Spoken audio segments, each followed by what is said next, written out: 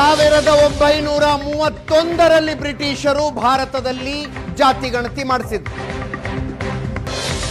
94 ವರ್ಷಗಳಾಗಿದ್ವು ದೇಶದಲ್ಲಿ ಜಾತಿ ಗಣತಿ ಆಗುತ್ತೆ.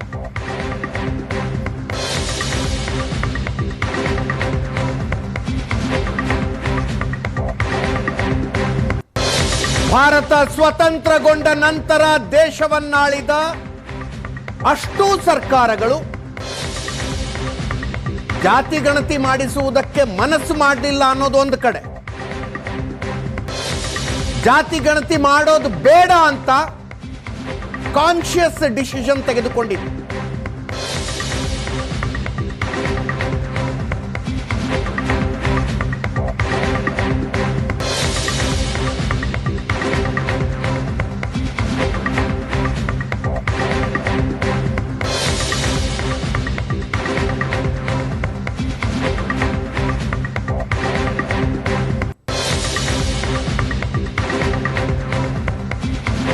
ಸಂಜೆ 7 ಗಂಟೆಗೆ ಲೋಕಸಭೆ ವಿಪಕ್ಷ ನಾಯಕ ರಾಹುಲ್ ಗಾಂಧಿ ಅವರು ಪತ್ರಿಕಾಗೋಷ್ಠಿ ಮಾಡ್ತಾರೆ.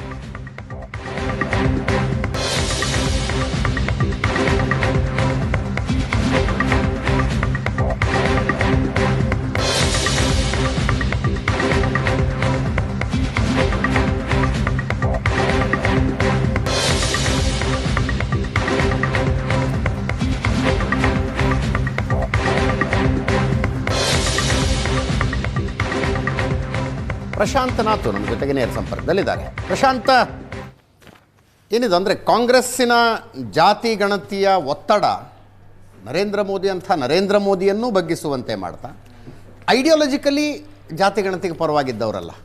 RSS ಇದರ ಪರವಾಗಿರಲಿಲ್ಲ, BJPನೂ ಇಲ್ಲ, Modi as a prime minister ಕೂಡ ಇರಲಿಲ್ಲ. ಅದೇ 2021ರಲ್ಲಿ ಲೋಕಸಭೆಯಲ್ಲಿ ಯಾವುದೋ ಒಬ್ಬರು ಸಂಸದರು ಪ್ರಶ್ನೆಯನ್ನು ಕೇಳಿದರು. ಆಗ ಮೋದಿ ಸರ್ಕಾರ ಹೇಳಿತ್ತು, as A matter of policy ನಾವು ಜನಗಣತಿಯನ್ನು ಮಾಡ್ತೀವಿ, ಜಾತಿ ಗಣತಿಯನ್ನು ಮಾಡೋದಿಲ್ಲ. ಎಸ್. ಅದಾದ್ಮೇಲೆ 4-5 ವರ್ಷಗಳಲ್ಲಿ ಪೊಲಿಟಿಕಲಿ ಸಾಕಷ್ಟು ಚಕ್ರಗಳು ತಿರುಗಿವೆ, ಸಾಕಷ್ಟು ನೀರು ಹರಿದಿದೆ. ಒಂದು ಕಾಂಗ್ರೆಸ್ನಿಂದ ಬಂದಿರತಕ್ಕಂಥ ಒತ್ತಡ, ಎರಡನೇದು ಪ್ರಮುಖವಾಗಿರ್ತಕ್ಕಂಥದ್ದು ಸೋಷಿಯಲಿಸ್ಟ್ ಪಾರ್ಟಿಗಳೇನಿವೆ, ಸೋಷಿಯಲಿಸ್ಟ್ ಬ್ಲಾಕ್ಗಳೇನಿವೆ, ಅವು ಕೆಲವೊಂದು ಕಾಂಗ್ರೆಸ್ ಜೊತೆಗಿದೆ, ಕೆಲವೊಂದು BJP ಜೊತೆಗೂ ಕೂಡ ಇವೆ. ಫಾರ್ ಎಕ್ಸಾಂಪಲ್ ನಿತೀಶ್ ಕುಮಾರ್ ಅವ್ರದ್ದು ಜಾತಿ ಗಣತಿಯ ಬಗ್ಗೆ ಒಂದು ಬದ್ಧತೆ ಇರತಕ್ಕಂಥ ಒತ್ತಡ ಕೂಡ ಇದೆ. ಬಿಹಾರದಲ್ಲಿ ನಿತೀಶ್ ಕುಮಾರ್ ಮಾಡಿಸಿದ್ರು, ಜಾತಿ ಗಣತಿಯನ್ನು ಕೂಡ ಮಾಡಿಸಿದ್ರು. ಜಾತಿ ಗಣತಿ ಅಂತ ಅದು ರಾಜ್ಯದಲ್ಲಿ ಕರೆಯಲಾಗಲ್ಲ, ಅದನ್ನು ಆರ್ಥಿಕವಾಗಿರ್ತಕ್ಕಂಥ ಸರ್ವೇಕ್ಷಣೆ ಅಂತ ಕರೀಲಾಗತ್ತೆ. ಹೀಗಾಗಿ ಲಾಲು ಪ್ರಸಾದ್ ಯಾದವ್ರ ಒತ್ತಡ ಇದೆ, ಬೇರೆ ಬೇರೆ ಸೋಷಿಯಲಿಸ್ಟ್ ಬ್ಲಾಕ್ಗಳ ಒತ್ತಡ ಇದೆ. ಅದು ಕಾಂಗ್ರೆಸ್ ಕೂಡ ಅದನ್ನು ಇತ್ತೀಚಿನ ದಿನಗಳಲ್ಲಿ ಹೇಳಲಿಕ್ಕೆ ಆರಂಭಿಸಿತ್ತು, ಇಲ್ಲ ಜಾತಿ ಗಣತಿ ನಮ್ಮದೊಂದು ಪಾಲಿಸಿ ಸ್ಟ್ಯಾಂಡ್, ನಾವು ಬೇರೆ ಬೇರೆ ರಾಜ್ಯಗಳಲ್ಲಿ ಜಾತಿ ಗಣತಿಯನ್ನು ಮಾಡ್ತೀವಿ ಅಂತ. ಆ ಕಾರಣದಿಂದ ಬಿಹಾರದಲ್ಲಿ ನಿತೀಶ್ ಕುಮಾರ್ ಇಂಡಿಯಾ ಒಕ್ಕೂಟದ ಜೊತೆಗಿದ್ದಾಗ ಜಾತಿ ಗಣತಿಯ ಆದೇಶ ಆಯಿತು. ಕರ್ನಾಟಕದಲ್ಲಿ ಜಾತಿ ಗಣತಿಯ ಒಂದು ನಿರ್ಣಯವನ್ನು ಈಗಾಗಲೇ ಸರ್ಕಾರ ತೆಗೆದುಕೊಳ್ಬೇಕಿದೆ, ಕ್ಯಾಬಿನೆಟ್ ಮುಂದಿದೆ. ತೆಲಂಗಾಣದಲ್ಲೂ ಕೂಡ ಇತ್ತು. ಹೀಗಾಗಿ BJPಗೂ ಒಂದು ಅನಿವಾರ್ಯ ಒತ್ತಡ ಸೃಷ್ಟಿಯಾಯಿತು ಅನಿಸುತ್ತೆ. ಮತ್ತು ಇನ್ನೊಂದು ಅಜಿತ್, ಪ್ರಮುಖವಾಗಿ ನೀವು 2014ರಲ್ಲಿ ನರೇಂದ್ರ ಮೋದಿ ಪೊಲಿಟಿಕಲ್ ಸೆಂಟರ್ ಸ್ಟೇಜ್ಗೆ ಬಂದ ನಂತರ ನರೇಂದ್ರ ಮೋದಿ ಮತ್ತು BJPಯನ್ನು ಅಧಿಕಾರಕ್ಕೆ ಪ್ರೊಪೆಲ್ ಮಾಡಿದ್ದು ಹಿಂದುಳಿದ ವರ್ಗಗಳ ಸಣ್ಣ ಸಮುದಾಯಗಳು. ಹೌದು. ನೀವು ಕರ್ನಾಟಕದಲ್ಲಿ ಮಾತ್ರ BJP ಲಿಂಗಾಯತರ ಪಾರ್ಟಿ ಅಂತ ಗುರುತಿಸ್ಕೊಳ್ಳುತ್ತೆ, ಮಹಾರಾಷ್ಟ್ರದಲ್ಲಿ ಅದು ಮರಾಠೇತರ ಒಂದು ಪಾರ್ಟಿಯಾಗಿ, ವಂಜಾರ ಸಮುದಾಯ, ಮಾಲಿ ಸಮುದಾಯ, ತೇಲಿ ಸಮುದಾಯದ ಪಾರ್ಟಿಯಾಗಿ ಗುರುತಿಸ್ಕೊಳ್ಳುತ್ತೆ. ಗುಜರಾತ್ನಲ್ಲಿ ನರೇಂದ್ರ ಮೋದಿ ಬಂದ ನಂತರ ಪಟೇಲೇತರ ಏನು ಸಣ್ಣ ಸಮುದಾಯಗಳಿವೆ, ಅವುಗಳ ನಾಯಕರಾಗಿ ನರೇಂದ್ರ ಮೋದಿ ಗುರುತಿಸ್ಕೊಂಡ್ರು. ಅದನ್ನು ಫ್ಯಾಬ್ರಿಕ್ ಜೋಡಿಸೋದು ಹಿಂದುತ್ವ. ಅದಾದಮೇಲೆ ಉತ್ತರ ಪ್ರದೇಶದಲ್ಲಿ ನೋಡಿ, ಯಾದವೇತರ ಮತ್ತು ಜಾಟವೇತರ, ದಲಿತ ಜಾಟವರು ಮತ್ತು ಯಾದವರ ಸಮುದಾಯದ ಹೊರತಾಗಿರ್ತಕ್ಕಂಥ ಸಮುದಾಯಗಳು ಬಂದು BJPಯನ್ನು ಬೆಂಬಲಿಸಿದ್ರಿಂದ 2014, 17, 19 ಜಯ, 24ರಲ್ಲಿ BJPಯ ಸೀಟ್ಗಳು ಕಡಿಮೆ ಆದವು. ಆಗಲೂ ಕೂಡ ಗಣನೆಗೆ ತೆಗೆದುಕೊಂಡಿತ್ತು ಅಥವಾ ಗಮನಕ್ಕೆ ಬಂದಿದ್ದು ಏನಂತಂದರೆ, ಸಣ್ಣ ಸಮುದಾಯಗಳು ವಾಪಸ್ ಯಾದವರ ಜೊತೆಗೆ ಹೋಗಿದ್ದು BJPಯ ಸೋಲಿಗೆ ಕಾರಣ ಅಂತಕ್ಕಂಥದ್ದು. ಬಿಹಾರದಲ್ಲೂ ನೀವು 2015ರ ಚುನಾವಣೆ ನಿಮ್ಗೆ ನೆನಪಿದ್ರೆ, it was forward versus backward. Nitish Kumar ಮತ್ತು ಲಾಲು ಕೈ ಜೋಡಿಸಿದ್ರಿಂದ ವಿಧಾನಸಭೆಯಲ್ಲಿ ಒಂದು ಭರ್ಜರಿ ಬಹುಮತ ದೊರೆಯಿತು. ಕಾರಣ ಏನು? ಅದರ್ ಬ್ಯಾಕ್ವರ್ಡ್ ಕಮ್ಯುನಿಟೀಸ್ಗಳು ಲಾಲು ಮತ್ತು ನಿತೀಶ್ ಜೊತೆಗೆ ಹೋದರು. ಹೀಗಾಗಿ ಬಿ ಜೆ ಪಿಗೆ ಅನಿಸ್ತಾ ಇದೆ, ಒಂದು ಬಿಹಾರದ ಚುನಾವಣೆ ಮತ್ತು ಬೇರೆ ಬೇರೆ ರಾಜ್ಯಗಳಲ್ಲೂ ಕೂಡ ಕಾಂಗ್ರೆಸ್ ಮತ್ತು ಸೋಷಿಯಲಿಸ್ಟ್ ಬ್ಲಾಕ್ಗಳು ಇಲ್ಲ ಜಾತಿ ಗಣತಿ ಆಗಲೇಬೇಕು ಅಂತಕ್ಕಂಥ ಒತ್ತಡವನ್ನು ಮಾಡ್ತಾ ಇದ್ದಾಗ ಆರ್ ಎಸ್ ಎಸ್ನಲ್ಲೂ ಕೂಡ ಇದರ ಬಗ್ಗೆ ಒಂದು ರೀಥಿಂಕಿಂಗ್ ಆಗಿದೆ ಅಜಿತ್. ಆರ್ ಎಸ್ ಎಸ್ ಅಂದರೆ ಈಗ ನಿಮಗೆ ಸೆನ್ಸಸ್ನಲ್ಲಿ ಧರ್ಮ ಯಾವುದು, SC STಗಳ ಸಂಖ್ಯೆ, ಧರ್ಮ, ಭಾಷೆ ಎಷ್ಟು ಅಂತ they are also divisive. Correct, ಒಂದು ಆರ್ಗ್ಯುಮೆಂಟ್ ಇರೋದು. ಅವಕ್ಕೂ ಡಿವಿಸಿವ್ ನೇಚರ್ ಇದ್ದೇ ಇದೆ ಅಲ್ವಾ? ಭಾಷೆಗೆ ಡಿವಿಸಿವ್ ನೇಚರ್ ಇದೆ, ಧರ್ಮಕ್ಕೆ ಡಿವಿಸಿವ್ ನೇಚರ್ ಇದೆ. ಜಾತಿ ಒಂದೇ ಯಾಕೆ ನಾವು ಮಾನದಂಡವಾಗಿಟ್ಕೊಂಡು ಅದನ್ನು ಸೆನ್ಸಸ್ನಲ್ಲಿ ಸೇರಿಸೋಲ್ಲ ಅಂತಕ್ಕಂಥ ಆರ್ಗ್ಯುಮೆಂಟ್ ಆರ್ ಎಸ್ ಎಸ್ನಲ್ಲೂ ಕೂಡ ಶುರು ಆಯ್ತು. ಯಾಕಂದರೆ ಆರ್ ಎಸ್ ಎಸ್ನ ಬಹುಪಾಲು ಕೇಡರ್ ಬರೋದು ಕೂಡ ಈ ನಾನ್ ಡಾಮಿನೆಂಟ್ ಬ್ಯಾಕ್ವರ್ಡ್ ಕಮ್ಯುನಿಟಿಗಳಿಂದ. Okay okay, once for all ಅದು ಅಪ್ಪರ್ ಸಮುದಾಯಗಳಿಂದ ಆರ್ ಎಸ್ ಎಸ್ನಲ್ಲಿ ಕೇಡರ್ ಇತ್ತು. ಬಟ್ ಇತ್ತೀಚಿನ ದಿನಗಳಲ್ಲಿ ನೀವು ನೋಡ್ತಾ ಹೋದಂತೆ ಹಿಂದುತ್ವದ ಕೇಡರ್ ನಾನ್ ಡಾಮಿನೆಂಟ್ ಬ್ಯಾಕ್ವರ್ಡ್ ಕಮ್ಯುನಿಟಿಗಳಿಂದ ಬರ್ತಾ ಇದೆ. ಹೀಗಾಗಿ ಆ ಕಮ್ಯುನಿಟಿಗಳಲ್ಲಿರ್ತಕ್ಕಂಥ ಸೆನ್ಸಿಟಿವಿಟಿಯನ್ನು ಅರ್ಥ ಮಾಡಿಕೊಂಡು ಈ ನಿರ್ಣಯವನ್ನು ತೆಗೆದುಕೊಳ್ಳಾಯ್ತಾ, ಕಾಕತಾಳೀಯ ಏನೋ ಗೊತ್ತಿಲ್ಲ. ನಿನ್ನೆ ಆರ್ ಎಸ್ ಎಸ್ ಸರಸಂಘಚಾಲಕ ಕೇಳೋನಿದ್ದೆ ನಾನು. ಹೌದು, for the first time prime minister ಮನೆಗೆ ಹೋದ್ರು. ಯೂಶಲಿ ಸರಸಂಘ ಚಾಲಕರು ಪ್ರೈಮ್ ಮಿನಿಸ್ಟರ್ ಮನೆಗೆ ಹೋಗೋಲ್ಲ. ಎಸ್, ಹಿಂದೆ ವಾಜಪೇಯಿ ಇದ್ದಾಗ ಸುದರ್ಶನ್ ಅವರು ಹೋಗ್ತಿದ್ರು. ಆದರೆ ಇತ್ತೀಚಿನ ದಿನಗಳಲ್ಲಿ ಮೋಹನ್ ಭಾಗವತರು ಹೋಗಿರಲಿಲ್ಲ. ನಿನ್ನೆ ಹೋದ ನಂತರ ಅಂದರೆ ಎಲ್ಲವೂ ಡಿಸೈಡ್ ಆಗಿತ್ತು, ಈ ನಿರ್ಣಯವನ್ನು ತೆಗೆದುಕೊಳ್ಳಾಯ್ತಾ. ನೀವು 1881ನಿಂದ ಬ್ರಿಟಿಷರು ಕಾಸ್ಟ್ ಸೆನ್ಸಸ್ಸನ್ನು ಆರಂಭಿಸಿದರು. ಓಕೆ, 1931ವರೆಗೂ ಕೂಡ ನಿಮಗೆ ಕಾಸ್ಟ್ ಡೇಟಾ ಸಿಗುತ್ತೆ. 1931ರ ಕಾಸ್ಟ್ ಡೇಟಾ ಇಟ್ಕೊಂಡೇ ಸೂಪರ್ ಇಂಪೋಸಿಷನ್ ಮಾಡಿ ನಿಮ್ಗೆ ನೆನಪಿದ್ರೆ ಈ ಚುನಾವಣೆಯ ಸಂದರ್ಭದಲ್ಲಿ ಜಾತಿಯ ಲೆಕ್ಕಾಚಾರ ಹಿಡ್ಕೊಂಡು ನಾಯಕರುಗಳು ಬರ್ತಾರೆ. ಹೌದು, ಅವರು ಬರೋದು 1931ನ ಡೇಟಾ, ಫರ್ಟಿಲಿಟಿ ರೇಟ್ ಮತ್ತು ಪಾಪ್ಯುಲೇಷನ್ ಎಕ್ಸ್ಪ್ಲೋಷನನ್ನು ಆ ಒಂದು ಫಾರ್ಮುಲಾ ಮೇಲೆ ನಮ್ದು ಇಷ್ಟು ಸಮುದಾಯದಲ್ಲಿ ನಮ್ಮಿಷ್ಟು ಸಂಖ್ಯೆ ಇದೆ, ನಮ್ದು ಅಷ್ಟು ಸಂಖ್ಯೆ ಇದೆ, ನಿಮ್ದು ಅಷ್ಟು ಸಂಖ್ಯೆ ಇದೆ ಅನ್ನೋದ್ರಲ್ಲಿ ಬರ್ತಾರೆ. ಆದರೆ ಯಾರ ಬಳಿ ಕೂಡ ಎಕ್ಸಾಕ್ಟ್ ಆಗಿರ್ತಕ್ಕಂಥ ಡೇಟಾ ಇಲ್ಲ. ಹೀಗಾಗಿ ಈ ಇತ್ತೀಚಿನ ದಿನಗಳಲ್ಲಿ ಏನು ಹಿಂದುಳಿದ ವರ್ಗಗಳಲ್ಲಿ ಕೂಗು ಆರಂಭ ಆಗಿತ್ತು, ಇಲ್ಲ ಜಾತಿ ಗಣತಿ ಬೇಕು.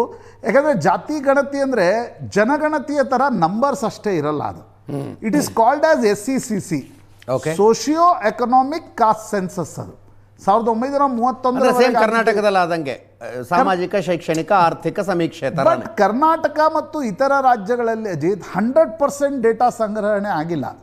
ಮತ್ತು ಆಗಿರುವ ಡೇಟಾ ಸಂಗ್ರಹಣೆಯ ಬಗ್ಗೆ ಅಪ್ಪರ್ ಕಾಸ್ಟ್ಗಳಿಗೆ ಅಬ್ಜೆಕ್ಷನ್ಗಳಿದೆ. ಸೆನ್ಸಸ್ ಮಾಡ್ತಕ್ಕಂಥ ಅಧಿಕಾರ ಇರೋದು 1948ರ ಲಾ ಪ್ರಕಾರ ಅದು ಕೇಂದ್ರ ಸರ್ಕಾರದ ಬಳಿ. ಎಸ್, ಹೀಗಾಗಿ ಅದಕ್ಕೊಂದು ಮೆಕ್ಯಾನಿಸಮ್ ಅನ್ನ ಕೂಡ ಎವಾಲ್ವ್ ಆಗಿದೆ. ಹೀಗಾಗಿ ಜನಗಣತಿಯ ಜೊತೆ ಜಾತಿ ಗಣತಿ ಮಾಡಿದಾಗ ನಿಮಗೆ ಎಕ್ಸಾಕ್ಟ್ ಫ್ಯಾಕ್ಚುಯಲ್ ನಂಬರ್ ಸಿಗಬಹುದು ಅಂತಕ್ಕಂಥದ್ದು ಇರ್ತಕ್ಕಂಥ ಅಂದಾಜು. ಆ ಕಾರಣದಿಂದ ಈಗ ಕಾಸ್ಟ್ ಸೆನ್ಸಸ್ಸನ್ನು ಮಾಡಲಿಕ್ಕೆ ಕೇಂದ್ರ ಸರ್ಕಾರ ಹೊರಟಿದೆ. ಇದರಲ್ಲಿ ಪೊಲಿಟಿಕಲ್ ರೀಸನ್ಸ್ಗಳು ನಿಶ್ಚಿತವಾಗಿವೆ. ಯಾಕಂದರೆ ಈಗ ಕಾಂಗ್ರೆಸ್ ಯಾಕೆ ಏಕಾಏಕಿ ಜಾತಿ ಗಣತಿಯ ಪರವಾಗಿ ನಿಲ್ತು? 2011ರಲ್ಲಿ ರಾ ಡೇಟಾ ಸಂಗ್ರಹಣೆ ಶುರು ಆಗಿತ್ತು ಸೆನ್ಸಸ್ ಜೊತೆ. ಓಕೆ, ಬಟ್ ಅದನ್ನು ಬಿಡುಗಡೆ ಮಾಡಲಿಕ್ಕೆ ಒಪ್ಪಲಿಲ್ಲ. ವೀರಪ್ಪ ಮೊಯ್ಲಿ ಅವರು ಪಾರ್ಲಿಮೆಂಟ್ನಲ್ಲೂ ಕೂಡ ಇದ್ರ ಬಗ್ಗೆ ಮಾತನಾಡಿದರು. ಆಗ ಸರ್ಕಾರಕ್ಕೆ ಅನ್ನಿಸ್ತು ಇದು ನಮಗೆ ಕೌಂಟರ್ ಪ್ರೊಡಕ್ಟಿವ್ ಆಗ್ಬೋದು, ಸೋಷಿಯಲಿಸ್ಟ್ ಪಾರ್ಟಿಗಳಿಗೆ ಹೆಚ್ಚು ಹೆಲ್ಪ್ ಆಗ್ಬೋದು ಅಂತಕ್ಕಂಥ. ಆ ಕಾರಣಕ್ಕೋಸ್ಕರ ಕಾಂಗ್ರೆಸ್ ಸರ್ಕಾರ ಮಾಡಲಿಲ್ಲ. ಆದರೆ ಇತ್ತೀಚೆಗೆ 19ರ ಚುನಾವಣೆ ನಡೆದ ನಂತರ ನೋಡಿ, ಅಂದರೆ ನೀವು ಬರೀ ಜಾತಿಯ ದೃಷ್ಟಿಯಿಂದ ನೋಡಿ, 14ರಿಂದ 19ರವರೆಗೆ ನಾನ್ BJP ಪಾರ್ಟಿಗಳ ಅಸ್ತ್ರ ಏನಿತ್ತು? ವೀರಶೈವ ಲಿಂಗಾಯತರ ಮೀಸಲಾತಿ, ಒಕ್ಕಲಿಗರ ಮೀಸಲಾತಿ, ಪಟೇಲರ ಮೀಸಲಾತಿ, ಮರಾಠ ಮೀಸಲಾತಿ, ಜಾಟ್ ಮೀಸಲಾತಿ. ಹೌದು, that was going against BJP. Correct. ಅದಕ್ಕೆ BJP ಏನು ಚೆಕ್ಮೇಟ್ ಮಾಡ್ತು? BJP ಮಾಡಿರ್ತಕ್ಕಂಥ ಚೆಕ್ಮೇಟ್ ಏನು ಅಂದರೆ, ನಾವು ಎಕನಾಮಿಕ್ ವೀಕರ್ ಸೆಕ್ಷನ್ಸ್ಗೆ 10% ಮೀಸಲಾತಿಯನ್ನು ಕೊಡ್ತೀವಿ ಅಂತಕ್ಕಂಥದ್ದು. ಎಸ್, ಹೀಗಾಗಿ ನಿಮಗೆ ಪಟೇಲರ ಮೀಸಲಾತಿ 2017ರ ಚುನಾವಣೆಯಲ್ಲಿ ಯಾವ ಮಟ್ಟದ ಗಾಳಿಯನ್ನು ಎಬ್ಬಿಸಿತ್ತು, 2022ರಲ್ಲಿ ಅದು ಇರಲೇ ಇಲ್ಲ. ಬಿಕಾಸ್ ಆಫ್ ಎಕನಾಮಿಕ್ ವೀಕರ್ ಸೆಕ್ಷನ್ಗೆ 10% ಮೀಸಲಾತಿ ಕೊಟ್ಟಿದ್ರಿಂದ. 19ರ ನಂತರ ಕಾಂಗ್ರೆಸ್ ಮತ್ತು ಇತರ ಪಕ್ಷಗಳಿಗನ್ಸಿದ್ದು BJP ಮತ್ತು ನರೇಂದ್ರ ಮೋದಿಯ core. I am just trying to explain the politics behind this. Got it. BJP ಮತ್ತು ನರೇಂದ್ರ ಮೋದಿಯ ಚಾಲೆಂಜ್ ಮಾಡಬೇಕಾದ್ರೆ ವೋಟ್ ಬ್ಯಾಂಕನ್ನು ನೀವು ಈ ಸಣ್ಣ ಸಣ್ಣ ಪಕ್ಷಗಳನ್ನು ಹಿಡಿದು ವಾಪಸ್ ತರಬೇಕು. ಈಗ ನಿಮ್ಮ ಉತ್ತರ ಪ್ರದೇಶದಲ್ಲಿ ಇಷ್ಟು ದೊಡ್ಡ ಗೆಲುವು ಯಾಕೆ ಬಂತು? ಕೇಶವ್ ಪ್ರಸಾದ್ ಮೌರ್ಯ ಅಲ್ಲಿನ ರಾಜ್ಯಾಧ್ಯಕ್ಷರಾಗಿದ್ದರು. ಮೌರ್ಯರಿಂದ ಹಿಡಿದು ಆ ಕಲ್ಯಾಣ್ ಸಿಂಗ್ರ ಲೋಧ್ ಪಕ್ಷ ಇರ್ಬೋದು, ಅನುಪ್ರಿಯಾ ಪಟೇಲ್ರ ಕುರ್ಮಿಗಳಿರ್ತಕ್ಕಂಥವ್ರು ಇರ್ಬೋದು. ಈ ಎಲ್ಲ ಸಮುದಾಯಗಳು, ತೇಲಿ, ಮಾಲಿ, ಇವೆಲ್ಲ ಸಮುದಾಯಗಳು ಜೊತೆಗೆ ಬಂದಿದ್ದರಿಂದ ಒಂದು ದೊಡ್ಡ ಗೆಲುವು ಸಾಧ್ಯ ಆಯಿತು. ಅದನ್ನು ಸ್ಟಿಚ್ ಮಾಡಿದ್ದು ಹಿಂದುತ್ವ. ಕಾಂಗ್ರೆಸ್ಗೆ ಅನಿಸ್ತಾ ಇತ್ತು ಹಿಂದುತ್ವ ಅಂತರೂ ನಾವು, ಈಗ ನೀವು ಎಷ್ಟೇ ಸಾಫ್ಟ್ ಹಿಂದುತ್ವ ಪೆಡಲ್ ಮಾಡಿದರೂ ಕೂಡ ಒರಿಜಿನಲ್ ಇರುವಾಗ ಯಾಕೆ ಜನ ಬೇರೆ ಕಡೆ ಬರ್ತಾರೆ? ಎಸ್ ಎಸ್, ಲತಾ ಮಂಗೇಶ್ಕರೇ ಇದ್ದಾಗ ಇನ್ನೊಬ್ಬರ ಕಡೆ ಯಾಕೆ ಹಾರಾಡಿಸ್ತಾರೆ? ಹಾಗಾಗಿ ಹಿಂದುತ್ವದ ಕಾರಣದಿಂದ ನೀವು ಎಳೆದು ತರಕ್ಕೆ ಸಾಧ್ಯ ಆಗಲ್ಲ.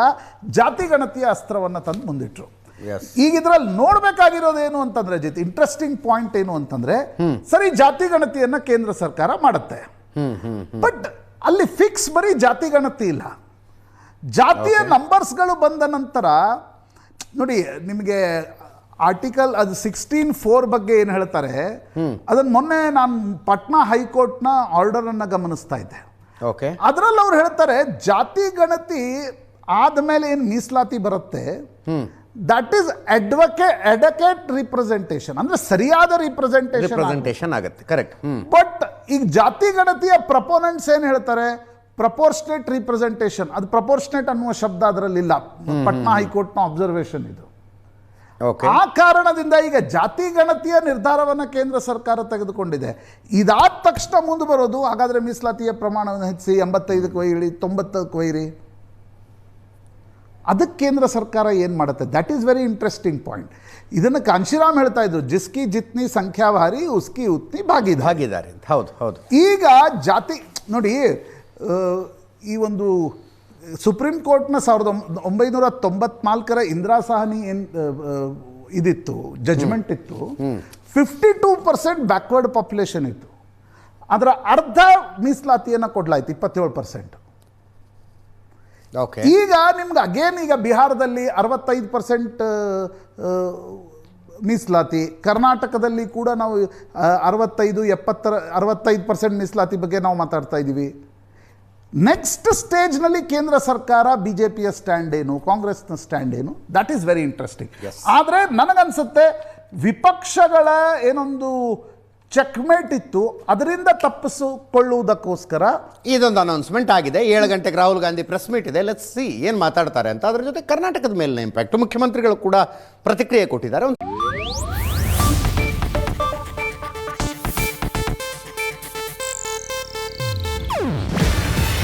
ಇದು ಏಷ್ಯಾನೆಟ್ ನ್ಯೂಸ್ ನೆಟ್ವರ್ಕ್ ಪ್ರಸ್ತುತಿ. ನೀವು ನೋಡ್ತಿದ್ದೀರಾ ಏಷ್ಯಾನೆಟ್ ಸುವರ್ಣ ನ್ಯೂಸ್.